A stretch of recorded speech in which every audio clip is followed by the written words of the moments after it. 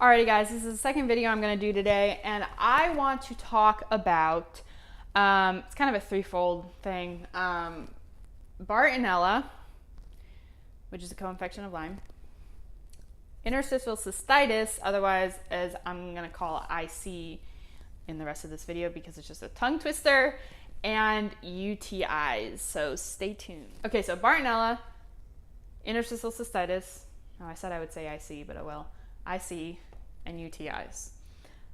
How are they all connected? Okay, well, let's start with Bartonella. Let's start there. We'll start with the infection, the major infection.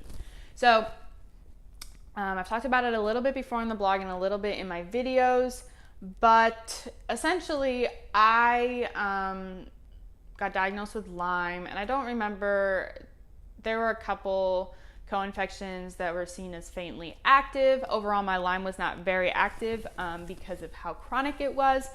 It was kind of doormat. It's like it had done all its damage at the time. I was just kind of laying doormat, I guess, waiting for the next best time to ruin my body. So that's where it was when I first got diagnosed. But overall, it's just like a Lyme diagnosis by, what's the main one? Like not the Babesia. I don't know. I should know this. I don't know. The main Lyme spirochete. Let's just go with that.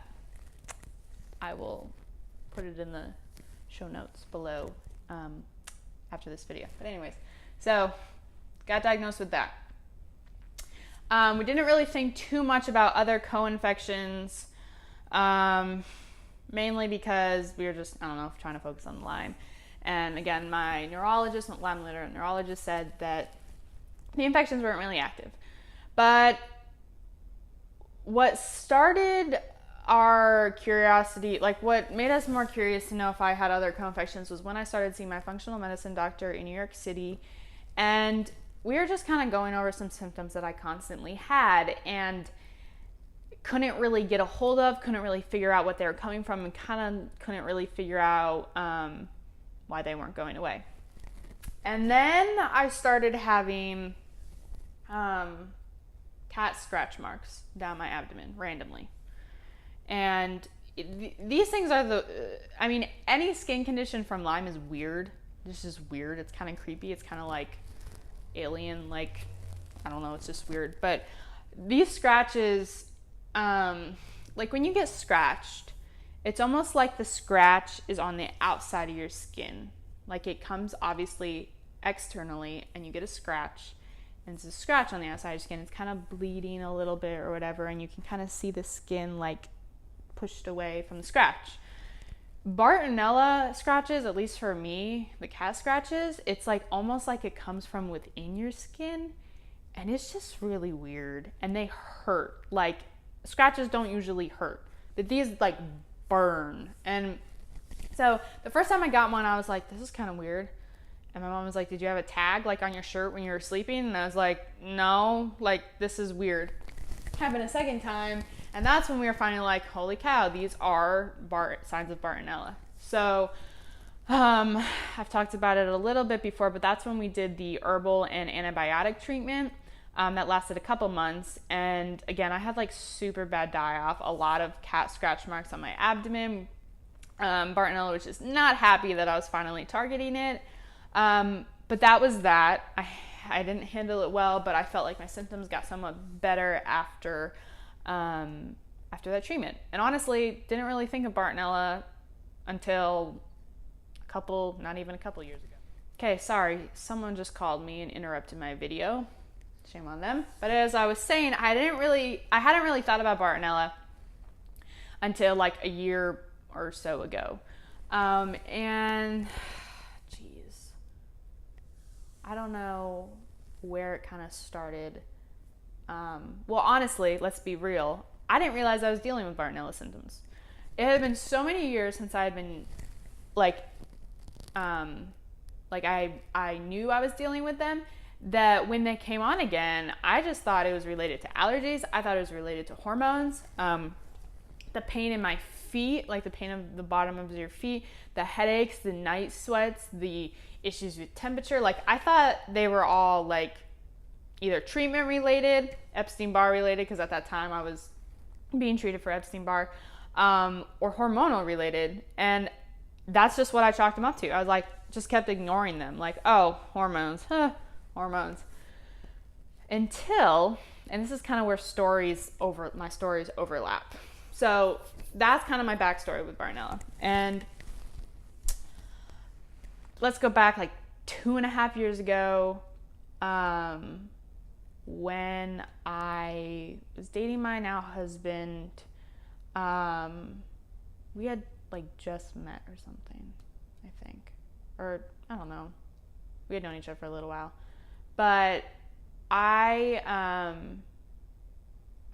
that has nothing to do with the story. I just remember he brought me my meds from Walgreens. I got a UTI, and I had not had a UTI since I was little, which we'll get into later. But so I was like, what the crap is this? And I was trying all this natural stuff. I was trying, essential oils, different concoctions to like help kill whatever's happening to my bladder at the time, and nothing worked. So I'll also get into that later about like antibiotics and stuff for UTIs. But so I had a UTI, and that was that. Okay, cool. And then like I didn't have one for a year. But I had one, it was like exactly a year later, which was super weird. Wait, no. I had my first one out of the blue, which is weird because I'm a very hygienic person. Then I had a second one around Christmas time. That's what it was. Dealt with that one. I was like, what the heck? It was almost exactly a year later. I had kind of dealt with some things on and off in between there, but nothing severe, nothing that I couldn't get rid of with, I don't know what they call it at the store. They're AZO pills, and I know they have terrible ingredients and stuff, but when I would feel something coming on, it would just flush out my bladder, and I wouldn't have to take antibiotics. So I got one exactly a year later on Christmas. And it was terrible. It was a really, really bad one. The antibiotics did not seem to be working at all. I had to switch antibiotics a couple times.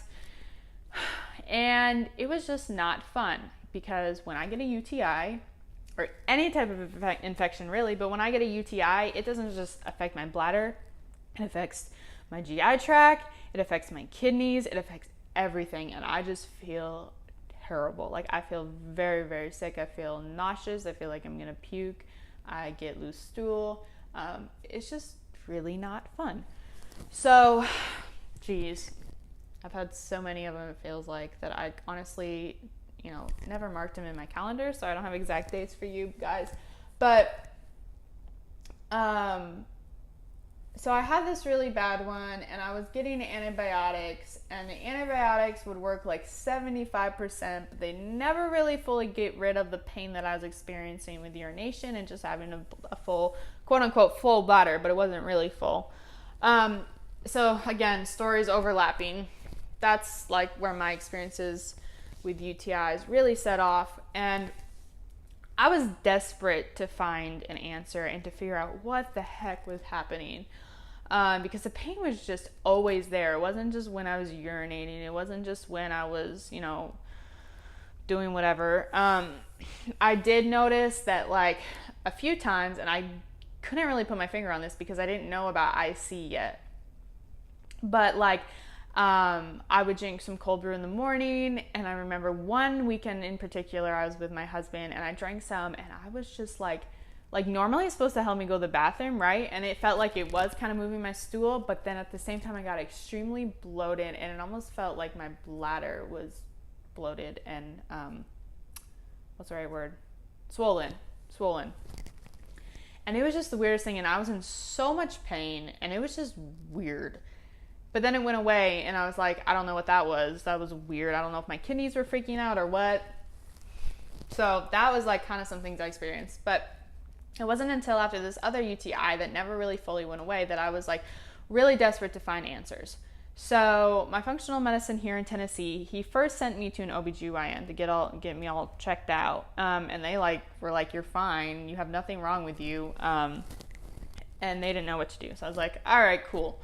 So then I went back to my functional medicine doctor, and he was like, maybe you should see this urologist. And I was like, okay. So I went to the urologist. Going back and forth through all these doctors, they always did tests on my urine to see if I actually had a UTI, and they all came back negative. So it was really weird, because I was like, I'm experiencing all these symptoms that I've had when having a UTI, and I had at least 5 before this one. And it didn't make any sense to me, and no one could really figure it out. And so finally this urologist, she did a scope, not a scan, she did a scope and I don't know what you want to call it. It wasn't comfortable. But she did that, and she was pretty much like, your bladder's inflamed. This is totally interstitial cystitis. Here's a pamphlet of things you can do to reduce your pain and reduce your inflammation. Along with this pamphlet, she also gave me, I don't want to call it a steroid, but essentially it was a medicine to take to help decrease the inflammation in my bladder while I took out these inflammatory foods. It's like, okay, we'll see how this works. So looking over the paper, the first thing I noticed was that I literally only consumed like 3 or 4 of the inflammatory foods to your bladder. And those were ones that I had literally just reintroduced onto my low histamine diet. And I was really frustrated. I was like, this is so stupid. I can't believe that I have this like ongoing pain, and she's telling me that this is the cause of it. I'm like, I hardly even eat these things.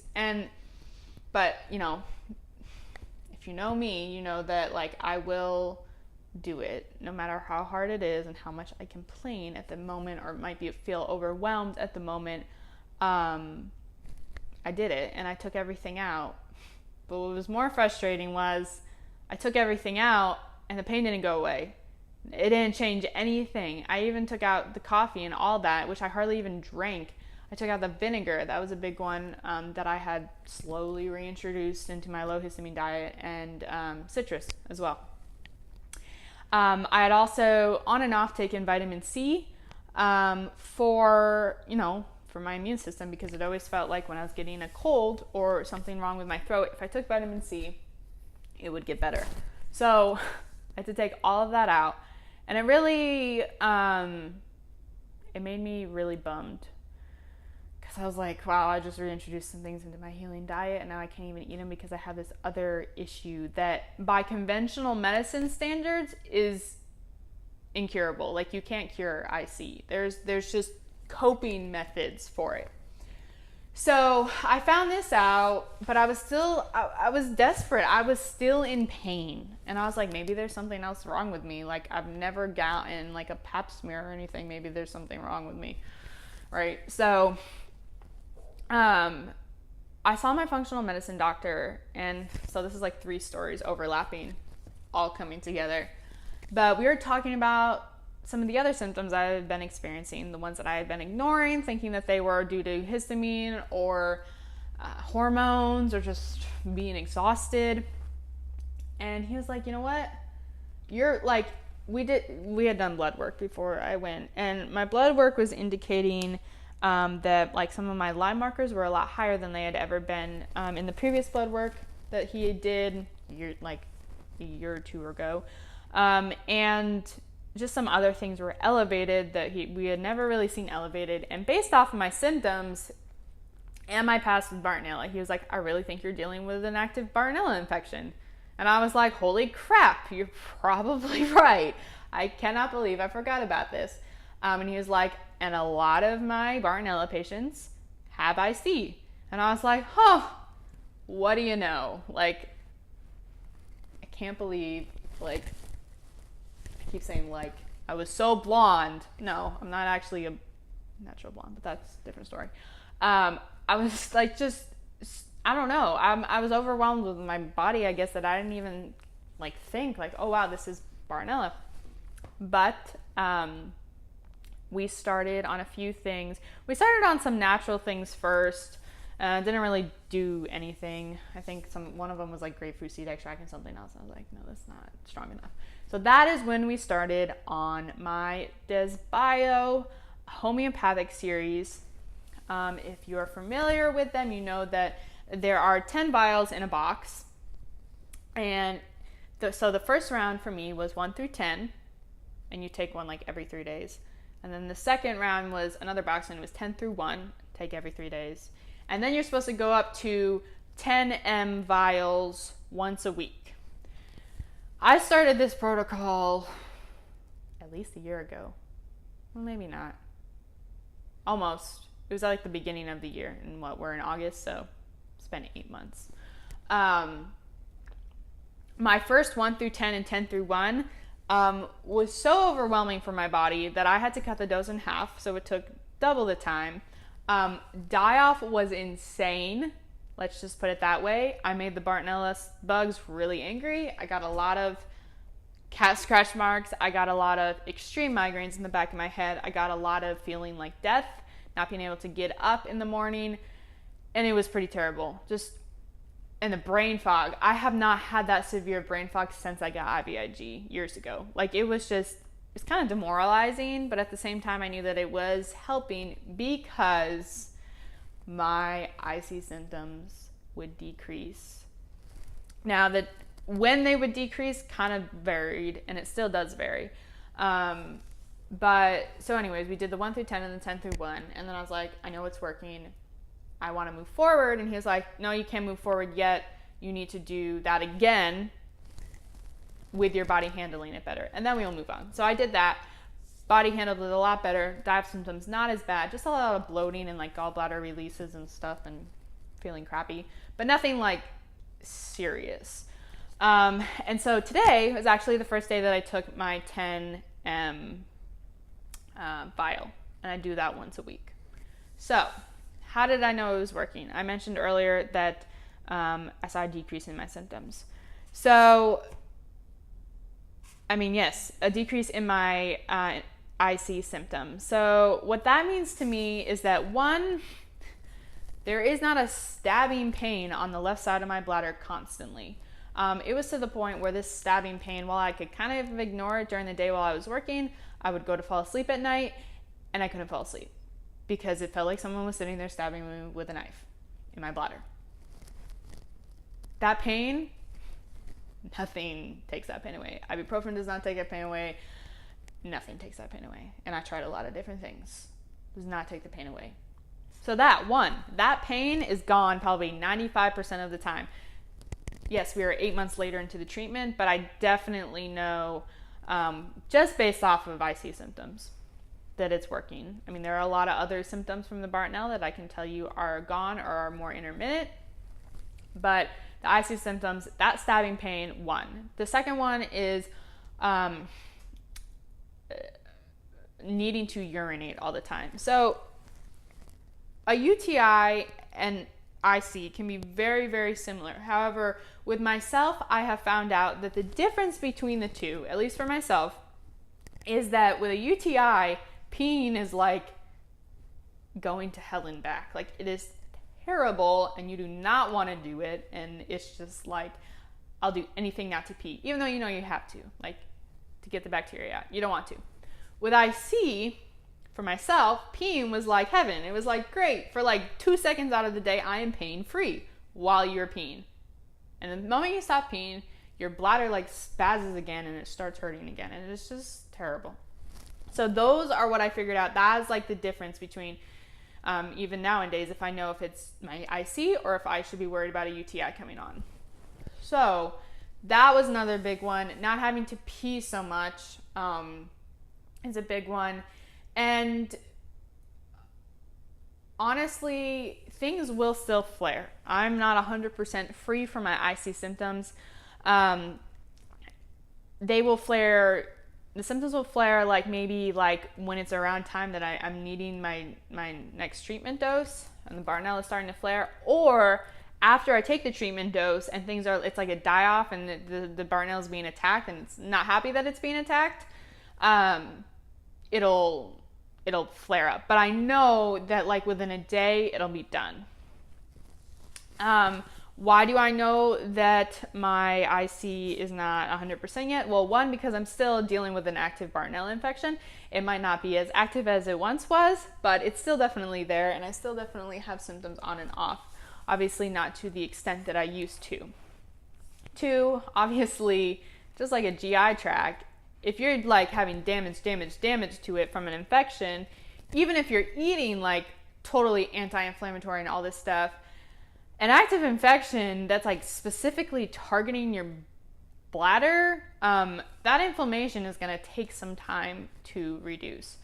Now, a few months ago, I started taking, along with my homeopathic treatments, I started taking some herbs and some different stuff just to help with my bladder health. I had taken some stuff previously before treatment, but it didn't help with anything because the infection was active. But I started taking those, and I still have some left. I'll take it until it's gone. I'm not going to waste it. But I did that for a little while, and I don't know if it really helped with the inflammation or not. Quite honestly, I'm not sure. But yeah, so I've done that, but I try and eat. I do. Now that I know that the Bartonella treatment is targeting the problem, the cause of the IC, I try and eat as IC friendly as possible. And it's a lot easier too, knowing that I'm targeting what the real issue is, and I'm not just trying to mask it by following a anti-inflammatory bladder diet, because I already know that doesn't work for me alone. I've already tried it. So yeah, that was a lot of information and a lot of different like stories. But that is my experience with Bartonella, UTIs, and IC. I do want to say one more thing though. Yes, I started experiencing like UTIs like a few years ago, but as an adult that's experienced them now, I realize I experienced them a lot when I was little, like ages 5 and 6. I was a very quiet girl. I kept things to myself. Even if I was in pain, like I would work through the pain on my own. And I can remember having UTI issues and UTI symptoms and not knowing why I was in so much pain and not really being able to explain the pain. I know I tried a few times to my mom, and she would put me in a hot bath, and that would actually kind of work. Never had to take anything for them. But my thought is, I said at the beginning of this that those are my experience with UTIs. My thought is that might have been IC from the Bartonella, because I got Lyme when I was really young. I got bit by at least a few ticks around that time that I remember experiencing those symptoms. So it makes me think, just like the Lyme, that I've had Bartonella since I was little. It probably was on the same tick that I got bit, that had the Lyme. And I can remember, again, those like IC symptoms when I was little. So yeah, that was just another little side story. But in regards to antibiotics and treating UTIs, I just had a UTI like 3 weeks ago. It literally came out of nowhere. I went to sleep, woke up at 3 a.m. in excruciating pain. I knew it wasn't IC because it was not just on my left side, and I went to try and go pee, and I was like, like this is not normal. This is not IC. So I had to be treated with antibiotics. I obviously have had so many UTIs. That is a lot of antibiotics. And that was also kind of one of the things that drove me to finally find out that it was Bartonella, because I was like, I cannot be on antibiotics every 2 weeks. Like, this is not good, obviously, for my gut health, but like, this isn't, like, I can't live like this. So yes, I have been on a lot of antibiotics. And of course that's going to have its toll in my gut health and in my healing from my mast cells and all that kind of crazy stuff. But I can just tell you that I have tried multiple times, quote unquote, natural remedies for UTIs, or like in between UTIs, like taking precautionary measures with natural stuff. It never works for me. And for my body, I know that I have to get rid of the infection ASAP, otherwise things are going to get really uglier than they already are. So yeah, that's just my little side note on antibiotics. I know everyone's different, and I know they're terrible for you and terrible for your gut, but you know what? Sometimes you have to do what you got to do. That's about it. That's about all I have to say about that. So I hope this video was helpful. I know it's another one of my longer videos, but again, we were kind of combining 3 different subject matters. So I guess that kind of plays into it. Hopefully I didn't lose you halfway through. I hope this was helpful for some of you guys. And if you have any questions about Bartonella or IC or UTIs or any of my experience with all 3 of them, just let me know. See you guys.